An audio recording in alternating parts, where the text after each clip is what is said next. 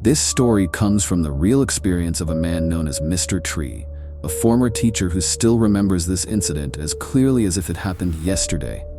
It's a memory that stayed with him long after childhood, long after he left that place behind. And no matter how many years pass, certain images from that summer still return to him, especially at night.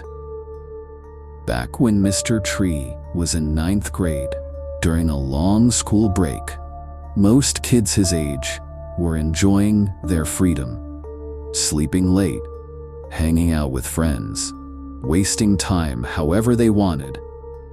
But in his family, things were different. Working part-time during school breaks wasn't a punishment. It was something that had been taught as normal, something meant to build responsibility, discipline, and a little extra income. That year, he found work at a factory that produced agricultural equipment, located not far from his home. From the outside, it looked like any ordinary industrial building, large, boxy, gray. Inside, the air was always thick, with the constant rumble of machinery and the faint, oily smell of engine grease that clung to your clothes, even after you went home. During his first week, Mr. Tree was assigned to ride along on delivery trucks with another boy his age named S. Their job was simple: help unload products and deliver them to shops around the outskirts of the city. It was physical work, but straightforward, predictable, and most importantly, it kept them outside. The first week passed without incident. Then came the second week.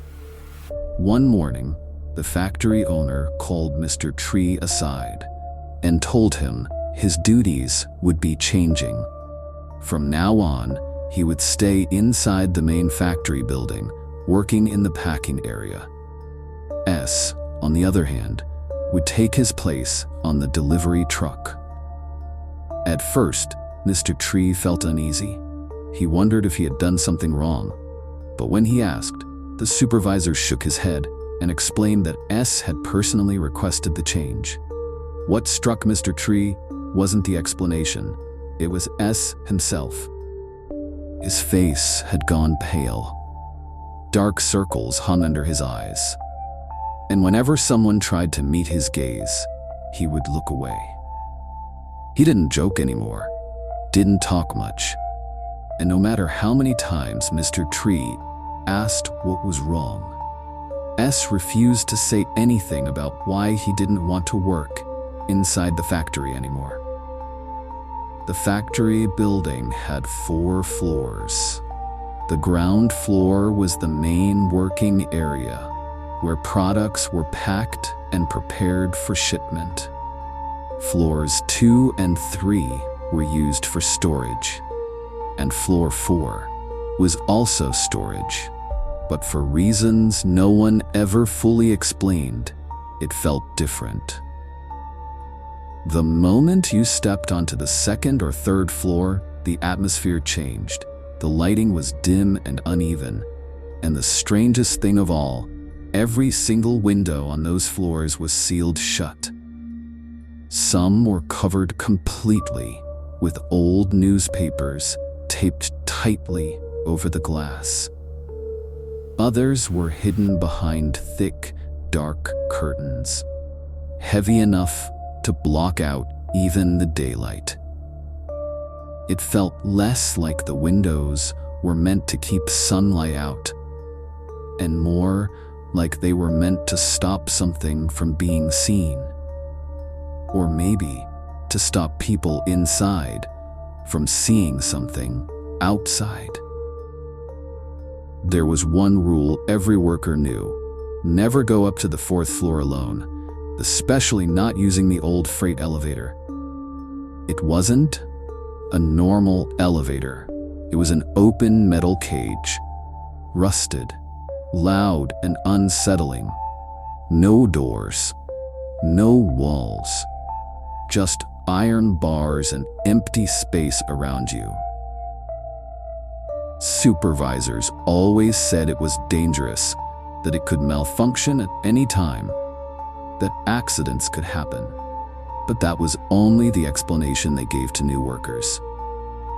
One afternoon, just before 5 o'clock, the factory began to quiet down.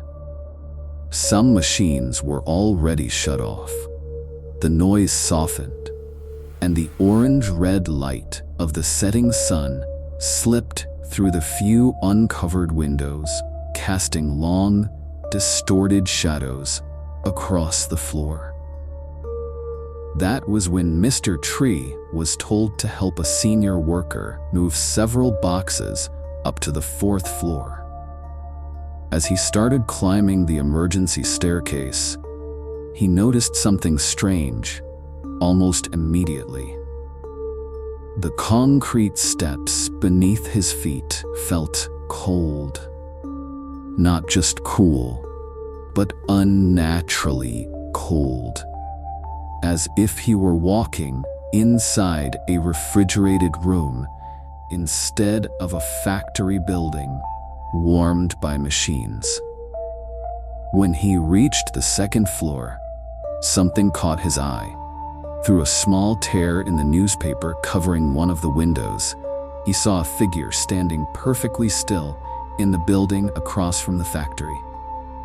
The shape was faint, almost blending in to the shadows. But the moment he noticed it, a deep, instinctive dread crawled up his spine. Before he could look any closer, the supervisor shouted at him from below, telling him not to stop, not to look around, and to keep moving. The following day, Mr. Tree had no choice but to use the freight elevator.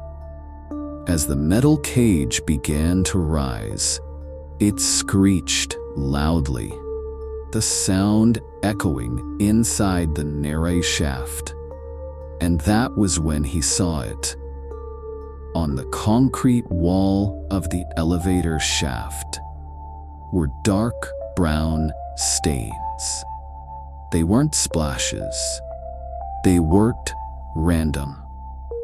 They formed long, smeared streaks, starting between the 2nd and 3rd floors and trailing upward. The stains looked thick, sticky, as if some heavy liquid had once been dragged along the wall, and someone had tried, unsuccessfully, to scrub it away. Even after all that time, the marks were still there. Later that day, while working alone on the 4th floor, the senior worker went back downstairs to get more boxes. Mr. Tree waited. That was when he heard footsteps. Slow, soft, moving behind the tall stacks of crates piled higher than his head. He called out to the senior worker. No answer. Then suddenly, a woman's voice whispered directly beside his ear. She went down already. The voice was thin, cold, weightless, like it didn't belong to the air around him. Mr. Tree ran. He bolted down the stairs so fast he nearly fell. When he found the senior worker below, he tried to explain what he had heard. The man's expression darkened. All he said was, "Pretend you didn't hear anything, and never come up here alone again." On Mr. Tree's final day at the factory, the truth was finally revealed. The senior worker decided to tell him what had happened years earlier, perhaps as a warning.